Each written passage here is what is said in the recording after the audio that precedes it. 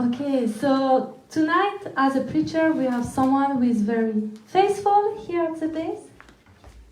Den som ska predika idag är den som är väldigt trofast här på basen. But who is also very funny Någon som är väldigt rolig, and who has a lot of knowledge har mycket kunskap. and a lot of things. So please welcome Martin. Martin!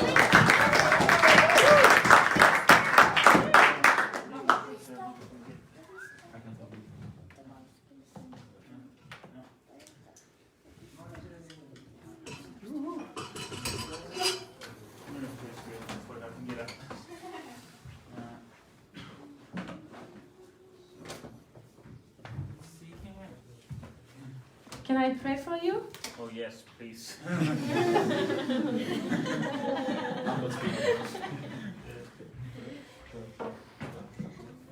Okay.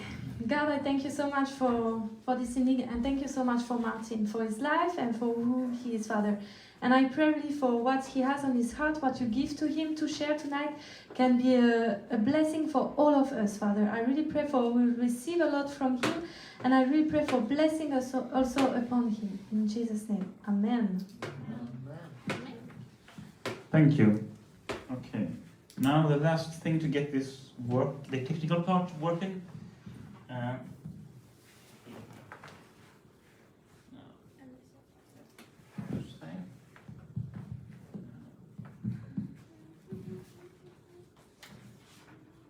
Okay, let's see if this will work. Can we get a picture now? Or yeah. No. Oh yeah, it was here. Okay. Okay. So the topic for tonight is that I have is calling. Temat för den här predikan är kallelse. So this is something that is very that is on my heart a lot. Det är någonting som ligger mycket på mitt hjärta. So I think about a lot. Någonting jag tänker mycket på. I prepare teachings in my head a lot. Jag har förberett många undervisningar på det här temat i mitt huvud. So when I finally was asked to teach, I decided to go for it. Så när jag slutligen blev tillfrågad att predika så valde jag det här temat. God hasn't told me anything else. Och Gud har inte sagt något annat So here we go. så vi kör. So we have calling. Kallelse. And so I'm going to go through some questions here. Så jag har några frågor. So what is it? Vad är det? So what it is okay, now I realized I should have my notes visible to myself. Yeah, and hopefully I could read them also. So yeah, calling is the thing that God has designed you for. Kallelse är det som Gud har skapat dig för. And of course here I must make a short note or caveat. Okej, en kommentar. The primary calling of everybody is to have a relationship with God. Allas första kallelse är att ha en relation med Gud. But now we're gonna go into more when it diverge. Skiljer sig. Okej, nu ska jag prata om när den här kallelsen skiljer sig. So when it is different from person to person. Den kallelsen som är olika från person till person. But it is the thing that God has designed you for. Men kallelse är det som Gud har skapat oss för. And it is innate in you from your creation. Det finns i dig från skapelsen. So I'm going to read from Jeremiah 1:5. Jeremia 1:5. So this is a classic. En klassiker. Before I formed you in the womb, I knew you. And before you were born, I consecrated you. I appointed you a prophet to the nations. Innan jag formade dig i moderlivet utvalde jag dig Och innan du kom fram ur moderskötet helgar jag dig. Jag satte dig till profet för folken. So it is very clear here. This is God speaking to Jeremiah. Det är väldigt tydligt det här Gud som talar till Jeremia. And God has called Jeremiah from before he was even born. Gud hade kallat Jeremia innan han ens var född. And I believe that this is true for every person. Jag tänker att det här är sant för var och en av oss. We all have received our callings from God even before we were born. Vi alla har en kallelse från Gud som finns i oss redan sedan dess att vi var födda. Eller innan vi föddes. We might not be totally aware of them, of what the calling is. Kanske vi inte alltid vet om vad den här kallelsen är. But it is there. Men det finns där.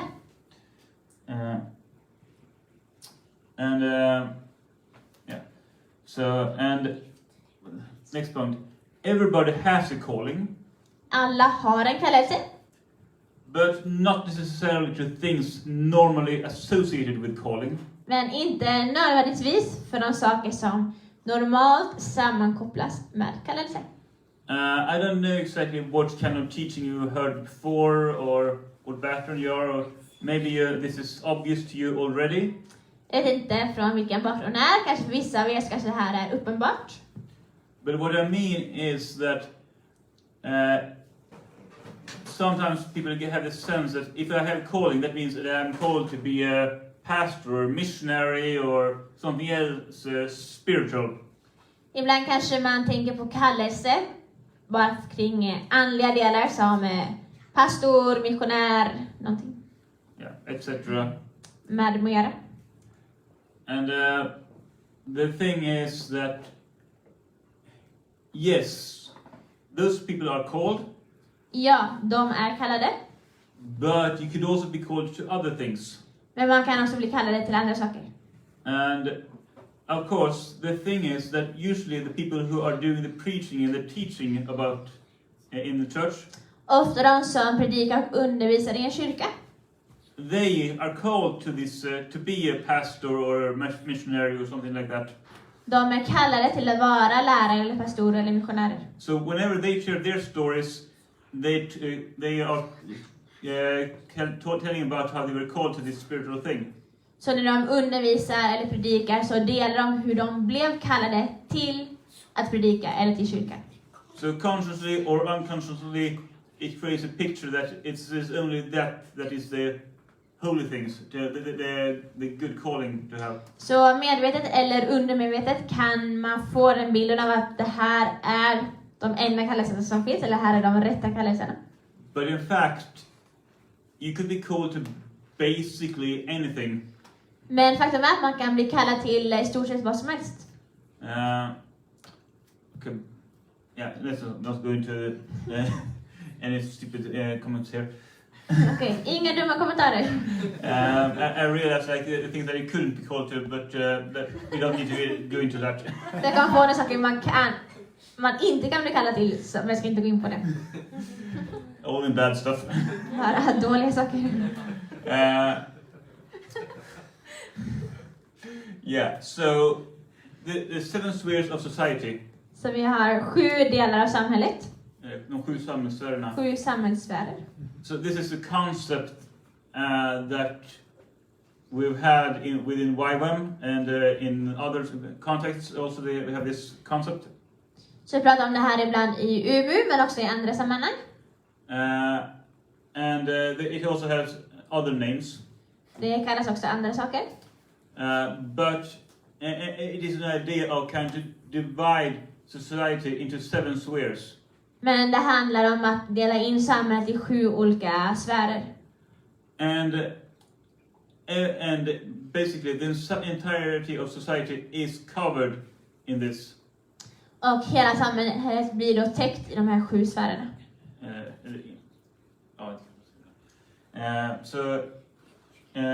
So we have the first one, church and religion. Så vi har en sfär som är kyrka och religion. And this is the spiritual stuff I've been talking about before.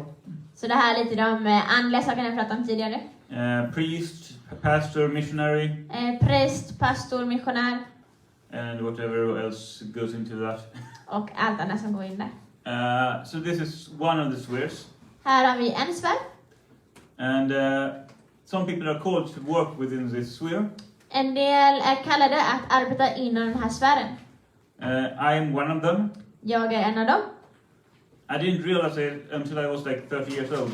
Jag kände inte till det här innan jag var typ 30. I didn't realize I was called into church before I was 30. So. Jag kände inte till det här. Jag var kallad inom kyrka innan jag var 30.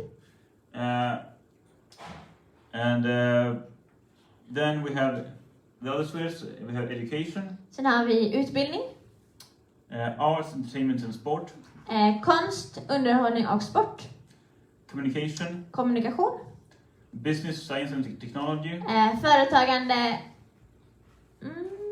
forskning, vetenskap och teknologi, government and law, regering och lag, family. familj. And this is actually the 7 spheres. Och här har vi de 7 sfärerna. Occasionally some have made some, put in an 8th sphere sometimes, but we don't need to go into that. Ibland så finns det någon som lägger till en 8:e. And when they have this concept, it is more as a model to try to see, okay, here are 7 spheres, and we want to influence this, to disciple these spheres. Och vi vill påverka och lärjungaträna inom de här 7 sfärerna. So, or this is kind of from the point of YWAM and other organizations who are thinking about these spheres. Och till exempel UMU och andra organisationer också tänker inom de här 7 sfärerna. So, but the thing is, but from your perspective, sometimes some people are called to be active within one of these spheres. Så normalt är man kallad till att vara aktiv inom en av de här sfärerna. And of course, a family is a bit of special there. Alltså familj är lite speciell. So, because you could, if you have a family, you're called to, you're in that sphere. För har man en familj så är man i den sfären. And then maybe you are in the others also. Och några fler. But usually you can stay. Normally you stay in one sphere and are active there. Men normalt kanske man är mer aktiv i en av dem. And sometimes you switch from one sphere to another. Men ibland kan man pendla mellan olika. Eller byta mellan. You switch. Yes. So like sometimes some people are maybe journalists and so on, and then suddenly they go on and become politicians. Kanske man är journalist och sen går man över till att bli politiker. There are some examples of that. Det finns exempel. But the thing is, to understand this, also being. So I have a calling to. Suppose I have a calling to one of these spheres. Så man antar att man har en kallelse till en av de här sfärerna. What does that mean? Vad betyder det? What is it? Vad är det för någonting? And that is like to bring. You have a calling then to bring God's principle into this area. Då har man kallelsen att ta in Guds principer in i det området. So suppose I am a journalist. Så om vi antar att jag är journalist. Then I could be a journalist for the glory of God. Då kan jag vara journalist till Guds ära. And if I read the Bible, Om jag läser Bibeln. I could read about all the things that God says about journalism. Då kan jag läsa allt som Gud säger om journalistik. Maybe not journalism, that specific term is mentioned in the Bible. Okej, kanske inte just den speciella termen. But about spreading truth or spreading news. Men när man sprider nyheter. Eller sprider sanning. Yeah. And to be truthful, like there is a lot about how God loves truth in the Bible. Det är så mycket i Bibeln om hur Gud älskar sanning. And sadly, in today's journalism has a lot of taint of being considered as some journalists are just lying or distorting the facts. Men det finns också många journalister som ljuger eller som vrider på sanningen. Yeah, so it is kind of a lot of complaints about journalism today. Så är därför så mycket klagan över journalistiken. So, but then suppose that you are a Christian and you are a journalist. Om vi antar att du är en kristen journalist. then you realize that I should write the truth, what actually happened with this event I'm reporting from. Och om man läser Bibeln så förstår man, okej, de måste skriva sanningen, jag måste rapportera som sanningsenligt. And try to get to really try to do your best to do a good job in Och that. att göra sitt bästa, att göra ett bra jobb i det. And we have other areas that we could do differently, like business areas, another thing. Ett annat är med företag. Like I'm a businessman, and in the Bible it says that you should not have false scales. Så om man är affärsman, i Bibeln står att man inte ska använda falska vågar. So that when you weigh, so that you cheat and getting more money for your goods than you're supposed to get.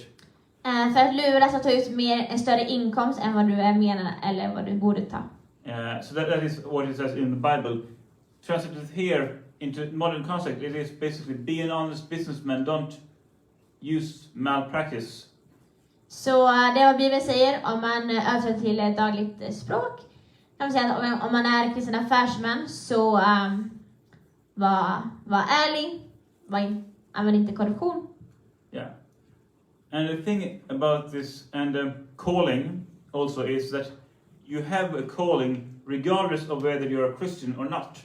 Men också med kallelse, man har en kallelse oavsett om man är kristen eller inte. And some people have a calling perhaps to some of these, to maybe journalism or something else or whatever. Och kanske man då har en kallelse till att vara med journalistik eller vad som helst. And even though you might not realize it, Och kanske man inte förstår det, you will try to live out this calling. så kommer man försöka leva ut den här kallelsen. But there will always be a slight mistake in the way you live out this calling. Men det kommer alltid finnas ett litet misstag eller något som fattas i sättet som du lever ut den här kallelsen. Because if you're not a Christian, there is something, some understanding of the word that is lacking. För det finns då en brist på förståelse för Guds ord. Although there are some that are very good and really honest within the areas that they are called to and are active in. Även om det fortfarande finns någon som är väldigt duktiga och bra på det som de gör. So like I also seen on YouTube and so on people who are active there, and like this they're talking. I understand that. Yeah, they are called to do the things that they do right now. Så där så kollar jag på YouTube, jag ser olika personer och jag tänker som att jag ser att de är kallade till det som de gör. So yeah, so there are a number of people I think about right now. Jag tänker på lite olika personer just nu. But I don't think that any of them are Christian. Men jag tror inte att de är kristna. But still, I see they have a lot of understanding. But this last step, understanding the fear of having a relationship with God and understanding what it is to fear the Lord. Men det som de saknar är gudsfruktan. Other people who have passion and something burning within them. Andra som har passion. They might become activists. De kanske blir aktivister. And some become violent activists. Och vissa blir våldsamma aktivister. I don't particularly much like people like that. Jag tycker inte så mycket om sådana personer. At least not the violent one. I alla fall inte de våldsamma. But I believe that there is something within them. Men jag tror att det finns någon inom dem. Something that there is some passion for truth or doing something for the word within De them. har som en passion för att göra någonting för världen eller för sanningen. And that is what is behind their activism. Och det är det som ligger bakom deras aktivism. Then, of course, it's in my view totally misdirected. Men i min syn så är det åt fel håll. Yeah. So we have all these different types of things. Så vi har de här olika sakerna. And I should also say that, this is about when we have this concept. När vi har det här konceptet It is used because we want to do discipleship within these spheres. så använder vi det för vi vill lärjungar träna inom de här olika sfärerna. And I know that YWAM has felt that there are at least two of these spheres that we should not be active within. Men vet till exempel Umeå har känt att det finns två av de här sfärerna som vi inte ska vara så aktiva inom. Or at least not to begin with. I alla fall inte till en början med. And one of them is government. En är regering eller riksdag. And I don't remember what the other one is. Jag vet inte vilken andra är. But I think maybe it has God has given the go ahead to start being active within this now. I den andra eller? Within government law. Okej. Men jag tror att en del faktiskt är i regeringen nu. Yeah. That God has given the green light for it. Eller Gud har gett grönt ljus. And but it has been like the reason that they didn't feel peace about going into this to begin with. Men anledningen att de inte kände sig kallade att gå in i det från början is that this is it is very sensitive or it's very hard. It's very easy to be corrupted by all this. är att det är väldigt svårt eller enkelt att bli påverkad och kanske börja med korruption eller annat. And YWAM was not ready to or mature enough to be active there.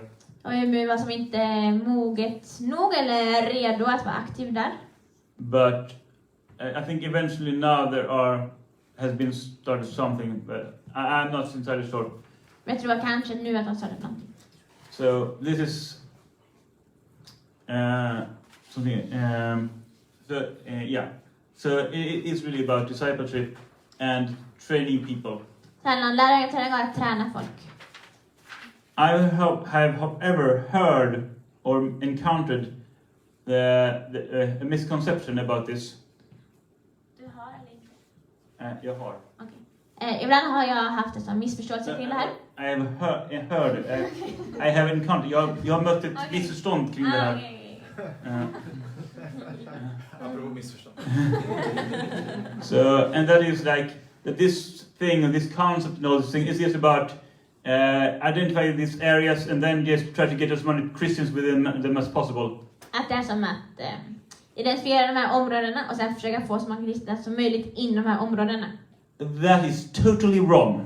Det är helt fel.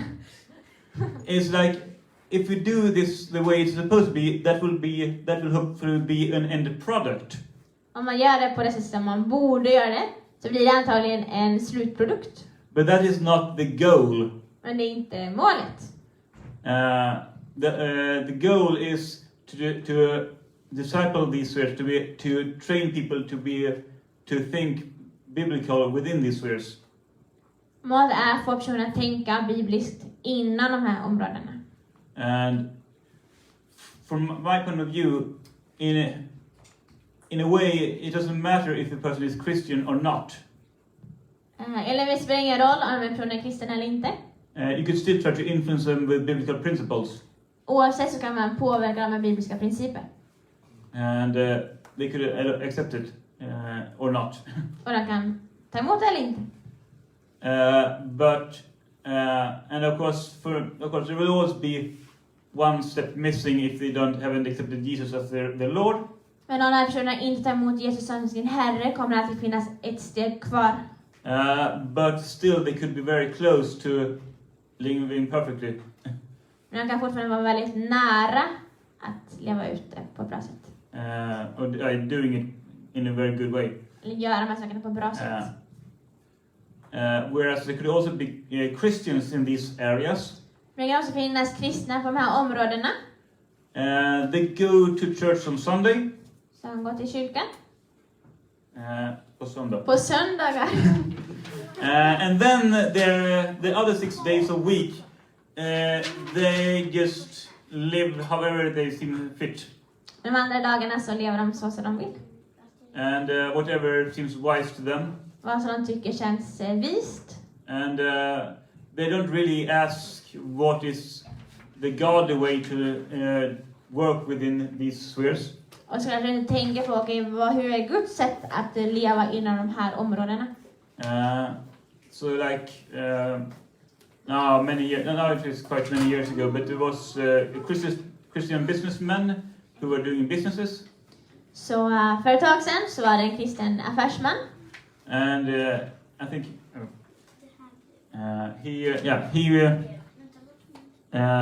so he was running a large corporation. Han hade ett stort samarbete. En organisation. Organisation. But there were some bad business practices within this organization. Men inom hans organisation så gjorde man en del misstag eller fel. Dåliga. Dåliga fel. Ja. I think it was even criminal business practices that they were doing. Med kriminalitet. Olagliga. Olagliga saker. And there was one, and he was a nice Christian on Sunday. Det var en man som var en bra kristen på söndagar. So but then he just went on and run the company. We were doing this the rest of the days. Yeah. So then. Ja, så resten av dagarna så var han där, så drev det här företaget då som höll på med de här sakerna.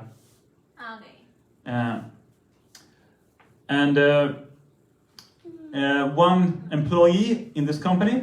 En anställd på hans företag. She saw that this is not good. Såg att det här inte var bra. So she wrote an anonymous letter and sent it to him. Så hon skrev ett anonymt brev och skickade till honom. They pointed out all the things that was bad and shouldn't be there. Hon skrev alla dåliga saker med det här företaget. To encourage that to get a change. För att få en förändring. The letter was ignored. Han ignorerade det här meddelandet. Then she wrote another letter. Hon skrev ett till brev. And I think she even went in person into his office. Jag tror hon gick dit själv i person till hans kontor. At least she signed it, so it was officially that she sent this. Eller hon skrev sitt namn på det här brevet. And she just sent it in to him, or she came into his office in person and told him about all these problems. Så antingen så skickade hon brevet eller så gick hon till kontoret med brevet. I don't remember the exact story. Jag kommer inte ihåg historien. And so he knew that what the problems were. Så den här mannen kände till de här problemen. And still nothing happened. Men ingen förändring skedde. Then eventually the police did something. Sen så gjorde polisen någonting.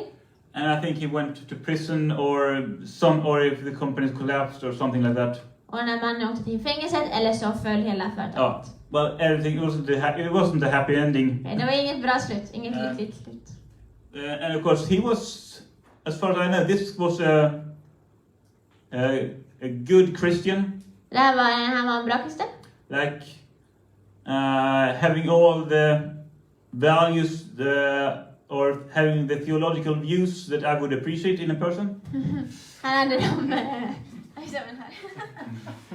teologiska synpunkter. Ja, teologiska åskådningar som jag värderar. So it wasn't like he was having some weird theology or anything like that. Fast han hade som en konstig teologi eller någonting sånt. The problem was just that he didn't let that affect the rest of his life. Men han lät som inte det påverka resten av hans liv. So this is a bit what it is when you are not in church, like not a missionary or pastor or something like that.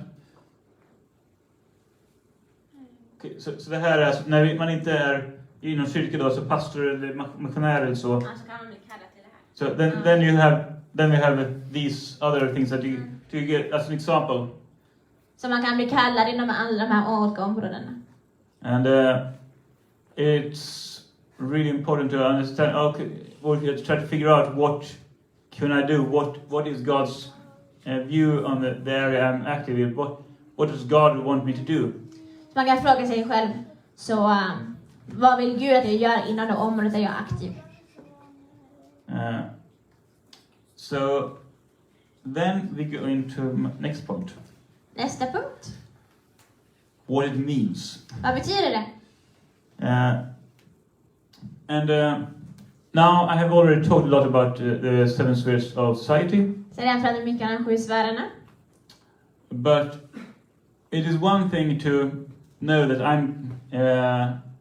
have a calling in this area or this to do this. Så det är en sak att känna till att okej, jag kallar inom det här. And so the question is, this is what it means to have a calling. Så men vad betyder det att ha en kallelse?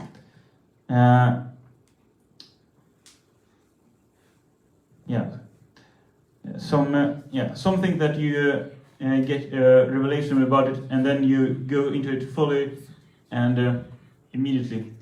Så det är någonting som man får en uppenbarelse om, som man går in helt och fullt och omedelbart. Simply, you are here. Så du är här. You get a revelation. God has this calling for me. Så du förstår, okej, Gud har den här kallelsen för mig. I go there. Jag går dit. But in reality, Men i verkligheten it is a much more complicated story. är historien kanske mer komplicerad. And actually, one thing about this picture. En sak om den här bilden. This is a goal poster or målgång. So this is really the goal. Här är målet. You actually don't see anything like this here. På den sista så ser man inte målet. You see flags here, here, here and here. Man ser olika flaggor. And so you can go through a rough time here, and then you get to one flag and you have a point in, now I'm here. And Så man går igenom en tuff tid, sen kommer man upp till första flaggan. and you have different periods of transitioning and stuff like that. Sen händer olika saker. And so this is not necessarily the end. Så det här kanske inte nödvändigtvis är slutet. But it can also show that you will have good times and bad times. Men det visar att du kommer ha bra stunder och dåliga stunder. And this is really about any calling. Och det här handlar om vilken kallelse som helst. It's not just that, it's a person as a missionary or pastor, they are going to have the sometimes bad times and sometimes good times and so on. Så det är inte bara som om man är pastor till exempel som man har de här stunderna. But really, if you know what your calling is and you're living in your calling, you will have tough times. Om du känner till din kallelse och du lever i din kallelse så kommer du ha svårt. Okay, I lost myself a bit there. I have had good times and I've had bad times. Så jag har haft bra stunder och dåliga stunder. And it's just, and sometimes you think that maybe it would be easier if I did something else. Så ibland kan man tänka, men det vore enklare om jag gjorde någonting annat. Well, normally it's not easier at all. Okej, normalt är det inte alls enklare. You are just sitting doing nothing and you feel miserable. Kanske bara du sitter ner, gör ingenting och du känner dig fruktansvärd. Or like you are in an area where you just feel miserable. Eller så är du på ett annat ställe där du bara känner dig fruktansvärd eller hemskt. Because you're not living in your calling. För du lever inte i din kallelse. And so there's different factors here playing. Det finns många olika faktorer. Like some people, they know what the calling is and they cannot stand not doing it. En del personer känner till sin kallelse och de kan inte stå ut med att inte leva sin kallelse. Jeremiah, he tried to resign as a prophet. Jeremia försökte pensionera sig. Säga upp sig som profet. But then he couldn't be quiet anymore, so it was just burning on his chest. I have to prophesy again. Men så kunde han till slut inte vara tyst längre utan bara brände in honom och sa jag måste börja profetera igen. Yeah. And this is kind of also how some people just have to want to go into this. Så är det ofta med sin kallelse, man bara vill gå in i det. And I mean, I myself, I have made this theoretical reasoning. What if I would quit be a missionary? Så ibland har jag tänkt den här frågan, vad ska hända när jag slutar vara missionär? And the thing is, I don't know what I would do then. Och jag tänker, då vet jag inte vad jag skulle göra. Because I cannot find anything else that would be fulfilling. Jag skulle inte kunna hitta någonting annat som skulle vara som uppfyllande. And I know God has called me to be here. Jag vet också att Gud har kallat mig till det här. So, here I am. Så här är jag. Yeah, sometimes it is tough. Ibland är det svårt. And to not waste more time, let's just go on with this. Jag ska inte slösa min tid. It will be processes like, also we have these different points like this. Man har med olika punkterna.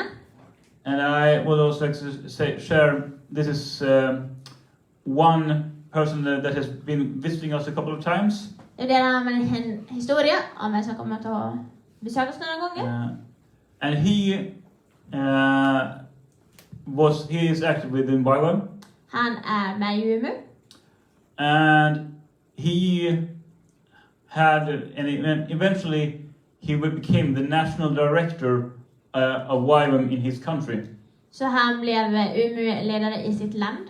Which is a much bigger country and much more YWAM bases than Sweden is. Okay, det är större land än Sverige med mer baser. And I think after that he even got some responsibilities also for YWAM regionally in the entire region of the world that he was in. Och sen fick han också ett ansvar över hela regionen där han bodde. And now he has retired from that. Nu är han pensionär. Nej, okej, han skulle sagt upp sig. He retired from that, or he cannot hand it over. Okej, han gav till någon annan.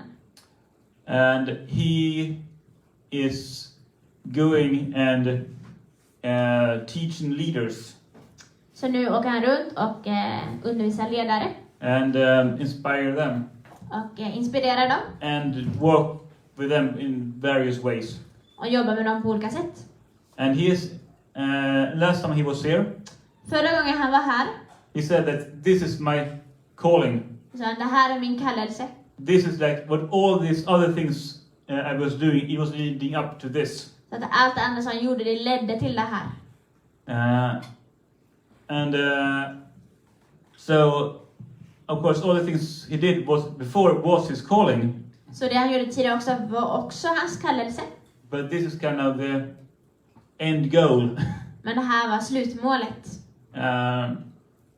Some people might have an end goal in the calling, that when they are fully in the calling and they go on like that. Kanske en del har som en slutpunkt i sin kallelse. I know what my calling is. Jag känner till min kallelse. I don't know exactly how I'm gonna get there. Jag vet inte hur jag ska komma dit. Maybe I have managed to get through, so I'm like here. Kanske jag är här nu. And yeah.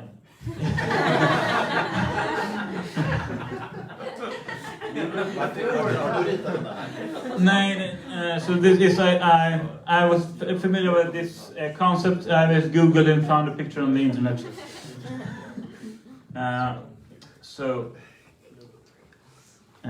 This is my vision. Det här är min vision. Svenska och engelska. So I exist to impact Sweden and beyond through teaching, mentoring and pastoral influence of the church and unchurched. Jag finns till för att påverka Sverige och vidare genom undervisning av, handledning av och pastoral påverkan på det kyrkliga och okyrkliga. So this is like my calling is to work with people. Min kallelse är att arbeta med människor.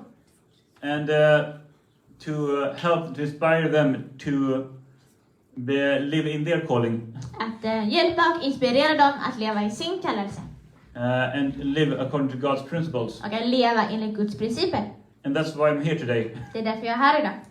And but the thing is, Men saken är, I love being with people. jag älskar att vara med människor. I have a pastoral heart, Jag har ett pastoralt hjärta. but I'm not so good with people. Men jag är inte så bra med människor. And still God called me to this. Men Gud har kallat mig. And I'm working on myself. Jag arbetar med mig själv. And I think God help me with this. Jag tror att Gud hjälper mig.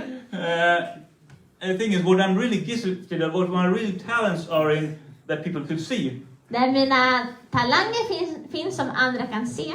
it is administration. Det är administration. Sitting in an office, kind of working alone. Jag sitter på kontoret och arbetar ensam. And I love doing those things also. Jag älskar det också. But that's not my calling. Men det är inte min kallelse. And like a year ago, there was a person who was here teaching.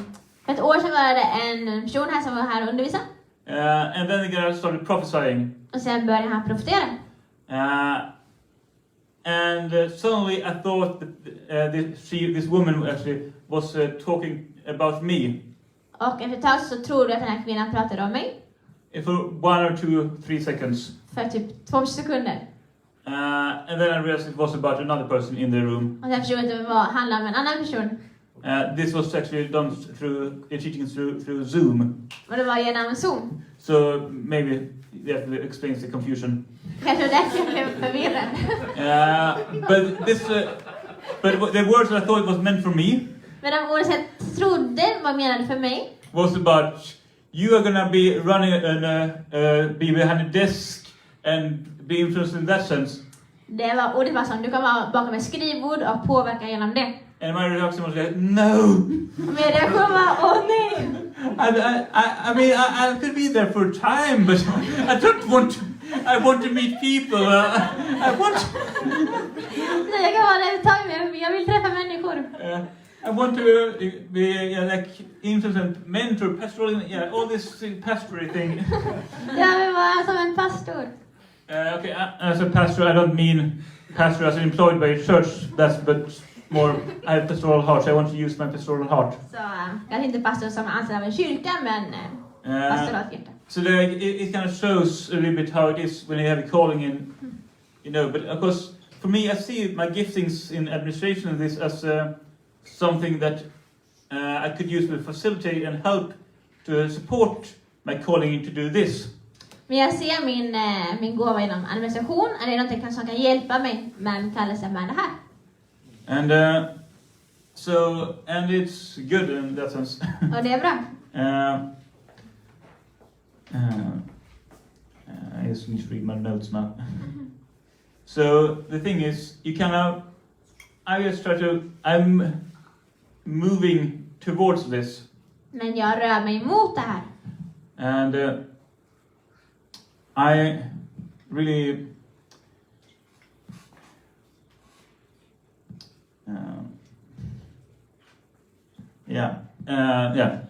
So if you have a calling, Så om du har en kallelse and you have at least some idea of what your calling is, och du har någon aning om din kallelse, because everybody has a calling, för alla har en kallelse, just start moving towards it. börja bara gå mot det. So like, and this is the thing is, you don't have to overthink it so much, Man behöver inte övertänka det så mycket. but try to pray about it, ask God.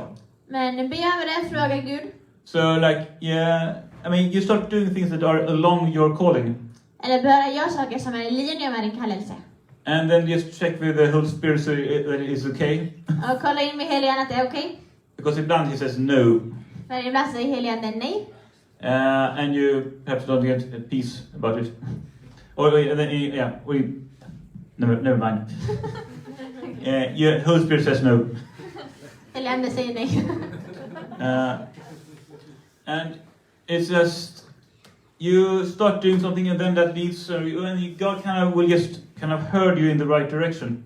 Så när vi börjar göra någonting så kommer Gud fortsätta leda oss i rätt riktning. So like if you have a wagon or a cart, Så om du har en kärra if you get it moving, och du får kärran att röra på sig, then God will steer it. då kommer Gud styra den här kärran. And he will then lead you in the right direction. Och då kan han leda dig i rätt riktning.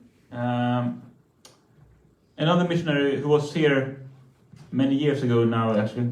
En annan missionär som var här för många år sedan. I mean, they told that him and his wife, they had been to the Middle East a lot Han och hans fru hade varit mycket i Mellanöstern. and been stationed there and everything. De hade bott där. But where did they start? Men vart började de någonstans? Italy. Italien. They were asking, we want to be missionaries, where could we go? För de sa, vi vill vara missionärer, vart kan vi åka? And they said, yeah, Italy needs a missionary. Och då var det någon som sa, ja men Italien behöver lite missionärer. So then, then we go there. Så okej, då åker vi. And they were there for some time. De var där ett tag. They learned Italian. De lärde sig italienska. And then God called them to the next country. Och sen kallade Gud dem vidare. And many years later, Sen många år senare God called them to a country where they need to speak Italian. så kallade Gud att ett land de behövde italienska. And so it wasn't that they were wrong in Italy. Det var inte att de hade fel i Italien. They were perfectly right. De var helt rätt plats. It was just that this thing wasn't perhaps the place where they would spend the rest of their lives. Det var kanske bara inte den platsen de skulle spendera resten av sitt liv. And God used it Och Gud använde det. to facilitate their calling. Att ordna deras kallelse. So yeah, let's go on.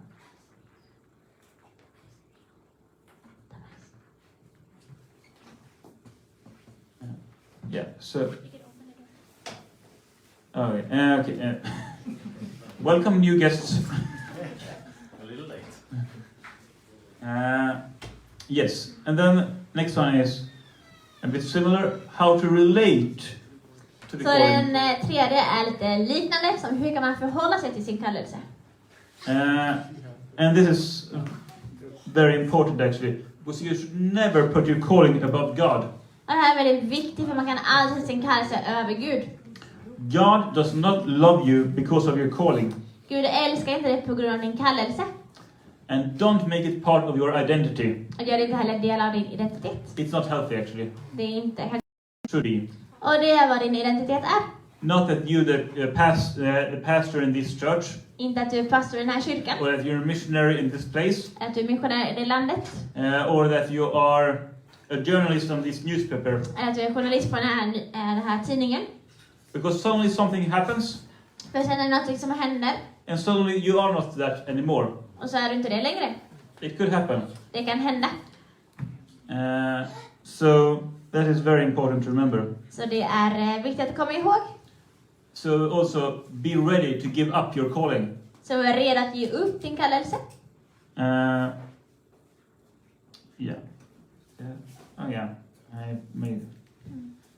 Be ready to give it up. Var redo att ge upp det. And in the Bible we have the story of Isaac and Abraham. Så i Bibeln har vi historien om Abraham och Isak. And Abraham was called by God. Abraham var kallad av Gud. He was going to have a son. Han skulle ha en son. And through that son, the world would be blessed and he would have a big people. Och genom sonen skulle han få det här stora folket som skulle välsigna världen.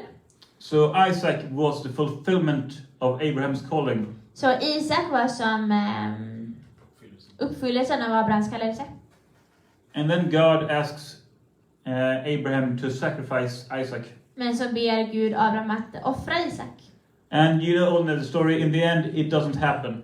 Jag vet att det i slutet händer inte.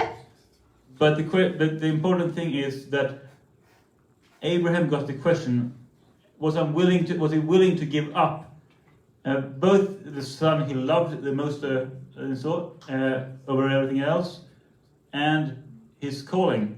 Så Abraham fick den frågan, kan han ge upp den sådan han älskar allra mest men också sin kallelse? And he said yes. Han sa ja. And then God said, okay, you don't have to prove it. Och sa Gud, okej, du behöver inte bevisa Or det. like, actually do it. Eller faktiskt göra det. And then you know the story. Isaac went on to marry and have a son, or have a son, and from there we have the people of Israel. Och sen Isak fick många söner och därifrån har vi Israels stam. So that is something very important. Det är någonting väldigt viktigt. But also, when you are calling, it's also remember your attitudes. Men kom också ihåg din attityd när du har en kallelse. So you're here to serve God's kingdom with your calling. Du är här att tjäna Guds rike med din kallelse. You're not here to be served by the other people, or the people that are under you. Du är inte här att bli tjänad av de som är under dig. That, of course, maybe someone will help you, or in the actuality, but you should have the attitude that you're here to serve God's kingdom. Det kan finnas andra personer som hjälper dig, men du är här för att tjäna Guds rike. So that is very important to just have this mentality. I'm here to serve, and I'm going to serve God. Så vi är här för att tjäna, vi tjänar Gud. Whether it is as a journalist, Om det är som journalist, or as a businessman, affärsman, or as a missionary. missionär. And then something also very important. Något annat som är väldigt viktigt.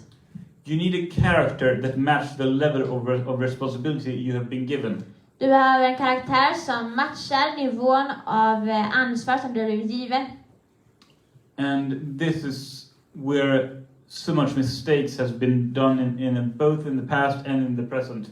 Så på det här området har många misstag hänt, både förut och nu. Both in Christian context as well as secular. Både i kristna sammanhang och i sekulära sammanhang. Because we have this, we have a character. Vi har karaktär. So, and then on this we build the ministry or the work. Och sen har vi tjänsten uppe på det. And so the ministry is based on the character. Så vår tjänst är baserad på vår karaktär. And if we have a ministry that are bigger than the character, Och om du har en tjänst som är större än din karaktär, you could get into trouble. kan du hamna i problem. So suppose someone then started pressing a bit here. Så om någon börjar trycka lite här, then we get this. då får vi det här. I couldn't get this to look better because I was short on time and it was a bit tricky with animation and stuff like that. But it looks good. And then it will kind of tip, crash, boom, Du bang. kommer börja tippa och så kommer det krascha. And here is so many people who have taken on, accepted more things than they were ready for. Folk som har accepterat mer saker än vad de är redo för. And then they will be strained even more, and the character won't hold it, won't be able to take it all that they're going through. Kommer de bli pressade mer och mer och sen kommer inte deras karaktär hålla det.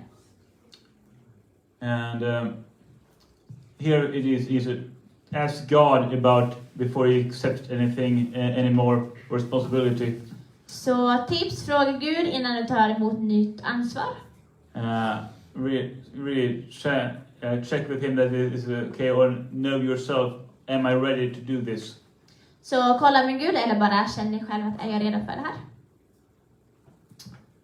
And now we are kind of running out of time. So I had one idea for a practical exercise. Jag hade en idé för en praktisk tillämpning. Then I realized that we might not have enough time. Men jag tänkte, jag kanske inte har tid. And then now I know we don't have the time for Nu it. vet att vi inte har tid för det här. So maybe we could call it a homework. Så jag ska ge er en läxa. And so this practical exercise, just ask you what is it that God actually has put on your heart. Så fråga Gud, Gud, vad är det du har lagt på mitt hjärta? And and what I mean with this is basically try to identify your calling. Och genom det här kan du försöka identifiera din kallelse. There is a material that they have within YWAM. Det finns ett material som jag har här. It's called Destiny by Design. Det heter Designen för syfte. I have made the Swedish translation for this. Jag och Martin har översatt den här till svenska. And but it is like if you're gonna go through this proper teaching, it is 1 week of teaching, Om du ska gå igenom hela materialet så kommer det ta en vecka. and you kind of go through and you identify different aspects of yourself, and then you put it, and then from that you can deduce the general direction of your calling. Så det hjälper för att erkänna sin kallelse. But the thing that is, for me, is the best indicator of what your calling is Men den bästa indikatorn på din kallelse is actually what is your dreams, är vad är dina drömmar? what is your interests, Vad är dina intressen? what is that really start your heart burning, Vad får ditt hjärta att brinna? because that is kind of where I could see the best in myself what my calling is. Det är där i alla fall i mig själv så jag kan se mest vart min kallelse är. And then we have already other things like your personality and your giftings and so on, Sen har vi andra saker som personlighet och gåvor. your identity. Identitet. Those are things that kind of God put in you from the beginning. Det är saker som Gud har haft i dig från början. And then we also have stuff like experiences that you've had. Här finns det till exempel upplevelser som man har haft, erfarenheter. And from that, can you start seeing, when you go through everything, you start seeing the picture. Och när man går igenom det börjar man se bilden. But for now, what is it that God actually has put on your heart? Vad är det som Gud faktiskt lagt på ditt hjärta? Yeah, let's take 1 minute to pray about this. En minut att be om det här. Maybe just a little bit, at least. Just. Martin, kolla! Jag vet.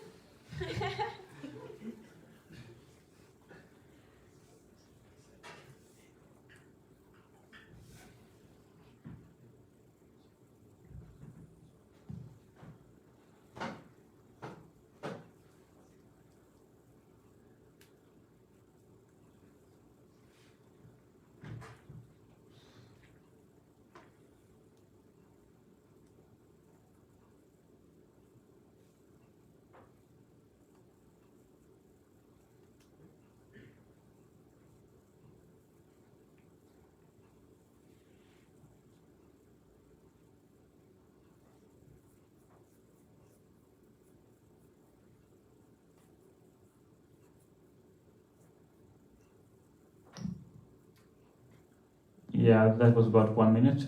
Precis när jag sa 60. Då har en minut gått. Yeah, so maybe you already knew your calling from before, Kanske att du redan känner till en kallelse. but if you didn't, Om du inte, I hope that you maybe could get a little bit more closer to this. hoppas att genom det här du fått komma lite närmare. I mean, we could talk later after the meeting, Vi kan fortsätta prata senare. but just some things that I just want to end with. Men någonting som jag vill bara sluta med. Consequences. Konsekvenser. Where am I now? Vart är jag nu? Like, in what situation am I now? Vart är jag nu?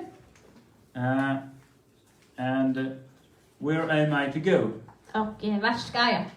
And what am I to do? Vad ska jag göra? So, you know approximately where you are. Du vet typ vart du är.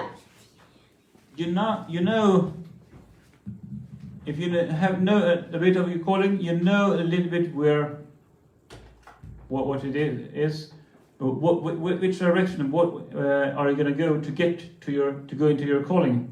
Och kallelse hjälper oss att få en riktning vart vi ska gå för vår kallelse. So, ask yourself, what is the next step? Du kan fråga dig själv, vart är nästa steg? Maybe you already know it. Kanske du redan vet. Great.